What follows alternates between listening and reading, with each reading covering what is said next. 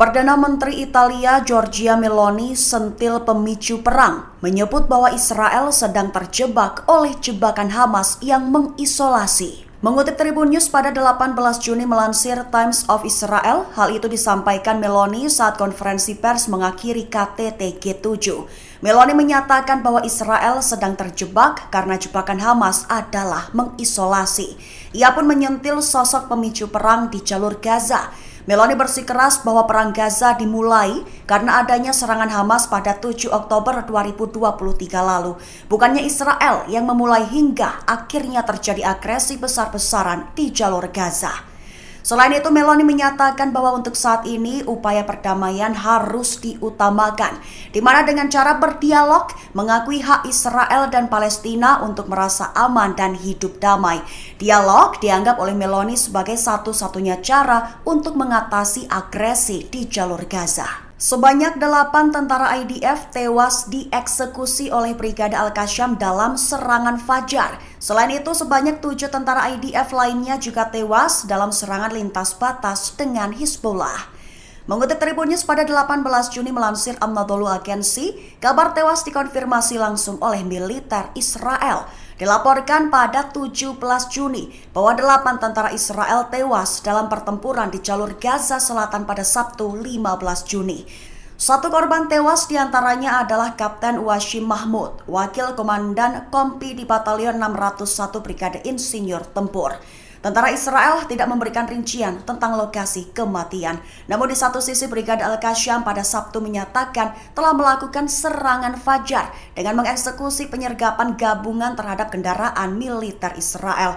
Lokasi tepatnya berada di lingkungan Saudi di Tal Al-Sultan sebelah barat Rafah. Perlu diketahui, padahal 1 hari sebelumnya, 7 tentara IDF juga dilaporkan tewas. Ketujuh tentara IDF itu tewas dalam serangan lintas batas dengan Hizbullah di Lebanon dalam 24 jam terakhir pada 14 Juni 2024. Israel disebut mulai memicu perang melawan pasukan Mesir. Aksi terbaru, Israel dilaporkan telah menghancurkan lorong penyeberangan Rafah, jalur penghubung jalur Gaza dan Mesir.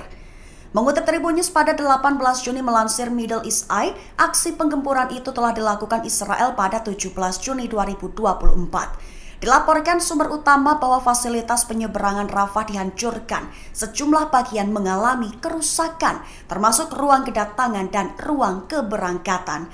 Beberapa foto yang diverifikasi oleh sumber utama menunjukkan bagian luar aula keberangkatan dibakar. Diketahui kerusakan pada penyeberangan tersebut mungkin akan membuatnya tidak dapat beroperasi dalam waktu dekat. Serangan terhadap Rafah dan perebutan perbatasan dengan Mesir disebut bisa memperdalam krisis kemanusiaan. Dilaporkan bahwa invasi darat Israel ke Rafah telah menyebabkan seluruh lingkungan rata dengan tanah. Pasukan Israel masih melanjutkan serangan mereka terhadap Rafah dan kini kawasan koridor Philadelphia juga disasar agresi Israel. Hacker Zionis diduga membocorkan informasi rahasia dari operasi intelijen Israel. Disebutkan imbas dari kebocoran informasi tersebut menyebabkan kerusakan besar. Mengutip Tribun News pada 18 Juni melansir Israel Broadcasting Corporation, kabar itu dilaporkan beberapa waktu ini. Israel Broadcasting Corporation mengatakan Dinas Keamanan Umum Israel atau Shin Bet membuka penyelidikan atas dugaan kebocoran informasi, tepat setelah operasi Banjir Al-Aqsa yang diluncurkan Gerakan Perlawanan Palestina Hamas pada 7 Oktober 2023. Dilaporkan bahwa Shin Bet diduga membocorkan informasi dari dinas keamanannya sendiri kepada peretas internet yang bekerja untuk melawan musuh Israel. Namun mereka justru menyebabkan kerusakan besar, di mana peretas Israel justru mengungkap operasi rahasia intelijen Israel alih-alih mencapai tujuan mereka sendiri. Laporan tersebut mengindikasikan upaya peretas Israel untuk menembus sasaran di beberapa negara, mendorong negara-negara terkait untuk memperkuat benteng sasaran yang seharusnya diserang. Anggota Parlemen Hizbullah Ibrahim Mousawi memberikan pesan khusus kepada Israel. Pesan itu menyatakan bahwa Lebanon sudah menunggu Israel datang, mengingat persiapan Lebanon yang tak pernah dibayangkan oleh Israel. Mengutip Tribun News pada 18 Juni melansir Cradle, pernyataan Mousawi itu diungkap dalam percakapan pada 16 Juni 2024. Mousavi menyatakan bahwa baik Hizbullah maupun Israel disebut tidak menginginkan perang yang lebih luas. Namun perlawanan Islam sudah siap jika Israel memutuskan untuk menyerang. Mousavi berpesan bahwa jika Israel mau datang ke Lebanon, dipersilahkan, lantaran Lebanon sedang menunggu kedatangan Israel. Mousavi mencatat bahwa Israel mengalami kesulitan untuk mengatur diri dalam mengelola perang di Gaza. Ia pun bertanya, di manakah Israel akan mendapatkan pasukan untuk melancarkan invasi yang jauh lebih sulit di Lebanon. Ia pun menekankan jika Israel benar-benar akan datang, maka ingat, Lebanon telah melakukan persiapan yang tidak pernah dibayangkan oleh Israel. Agresi baru Amerika Serikat Inggris di Yaman melancarkan 10 serangan udara di beberapa lokasi di provinsi Yaman Barat. Mengutip Al-Mayadin pada 18 Juni, kabar itu disampaikan oleh pasukan Amerika Serikat Inggris pada Senin 17 Juni 2024. Amerika Inggris melakukan agresi baru dengan membombardir serangan udara. Rinciannya, 6 serangan udara di Bandara Hodeidah, selatan kota pesisir Laut Merah, dan 4 serangan udara di Pulau Kamran di Laut Merah sebelah barat Yaman. Agresi baru itu dilakukan bersamaan dengan operasi yang sedang diluncurkan oleh Angkatan Bersenjata Yaman terhadap kapal-kapal Israel. Dan perlu diketahui saja pada awal Juni ini, Sayyid Abdul Malik Al-Houthi menggarisbawahi bahwa agresi gabungan Amerika Inggris tidak akan pernah mempengaruhi prinsip dan pendirian setia Yaman dalam mendukung Gaza. Yair Lapid selaku pemimpin oposisi Israel mengecam dan mengkritik keras Perdana Menteri Israel Benyamin Netanyahu. Lapid menyebut bahwa Netanyahu telah melakukan pengkhianatan terhadap pasukan IDF sekaligus negara Israel. Mengutip Tribun News pada 18 Juni melansir unggahan Lapid di media X Twitter pribadinya pada 17 Juni kemarin.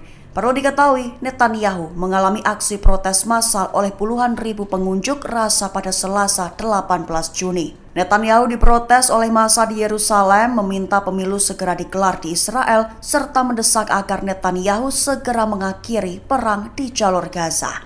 Di satu sisi, Lapid menuliskan pada hari ini 18 Juni, Komite Urusan Luar Negeri dan Keamanan akan memulai pembahasan mengenai undang-undang penghindaran dan penolakan. Disebutnya, itu adalah sebuah pengkhianatan terhadap para pejuang, pasukan cadangan, kelas menengah Israel, dan pengkhianatan terhadap IDF. Pemerintah Israel disebut oleh Yair Lapid justru melemahkan keamanan negara. Terkhusus Netanyahu, disebut Lapid telah menjual pesawat tempur negara Israel dengan senyumannya. Aktivis pro-Palestina mendobrak paksa sekaligus menghancurkan pabrik senjata Israel Instro Precision di Inggris pada Senin 17 Juni 2024. Mengutip Tribun News pada 18 Juni melansir Telegraph, dilaporkan para aktivis itu tergabung dalam kelompok Palestine Action.